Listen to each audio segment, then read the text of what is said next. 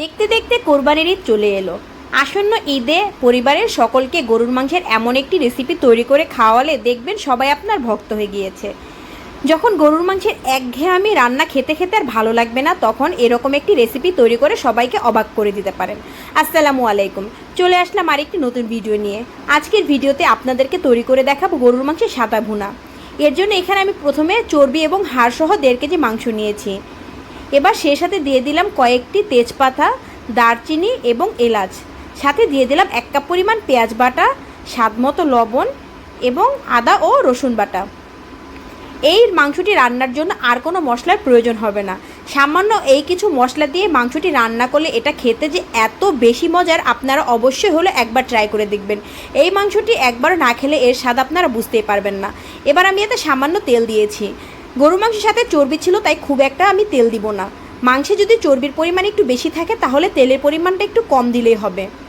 এবার সবগুলো উপকরণ আমি একটু খুব ভালোভাবে মিশিয়ে নিব। ভালোভাবে মিশানো হয়ে গেলে এর মধ্যে আমি আর কোনো পানি দিব না, এটা সরাসরি চুলায় বসিয়ে দিব। চুলায় বসানোর কিছুক্ষণ পরে দেখব এর থেকে পানি উঠতে শুরু করেছে। মাঝে মাঝে একটু নেড়ে দিব। এরপর ঢাকনা দিয়ে ঢেকে এটাকে আমি প্রায় 35 থেকে 40 মিনিট খুব ভালোভাবে কষিয়ে নিব। ঢাকনা উঠিয়ে মাঝে মাঝে নেড়ে দিব যেন নিচ দিয়ে লেগে না যায়। যখন গরুর মাংসের একঘেয়েমি রান্না খেতে খেতে আর ভালো লাগবে না, তখন আপনারা অবশ্যই একবার হলো গরুর মাংসের এই রেসিপিটি ট্রাই করে দেখবেন। দেখবেন পরিবারের ছোট থেকে বড় সবাই অনেক বেশি পছন্দ করেছে। এই মাংসটি যখন চুলায় বসানো হয় তখন 10 মিনিটের মধ্যেই এমন সুন্দর একটি ঘ্রাণ বের হয় যে তখনই খেতে ইচ্ছে করে। আমার মাংসটা প্রায় কষানো হয়ে গিয়েছে। এবার আমি এর মধ্যে সামান্য পানি অ্যাড করব যেন মাংসটা খুব ভালোভাবে সিদ্ধ হয়ে যায়। আমি আজকের মাংসটা সামান্য ভিজা ভিজা ঝোল ঝোল রাখবো। তবে আপনারা চাইলে এটি সম্পূর্ণভাবে পানি শুকিয়েও রান্না করতে পারেন।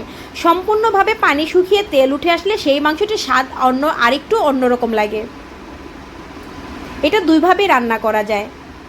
আমি এখানে ভাত বা পোলাওর সাথে খাবো, এর জন্য সামান্য ঝোল ঝোল রাখবো। এবার এর মধ্যে কয়েকটি কাঁচামরিচ দিয়ে দিলাম। পানিটা শুকাতে শুকাতে আমার মাংসটা ভালোভাবে সিদ্ধ হয়ে যাবে। আমার মাংস রান্না হয়ে গিয়েছে। এবার আমি চুলা থেকে নামিয়ে নিলাম।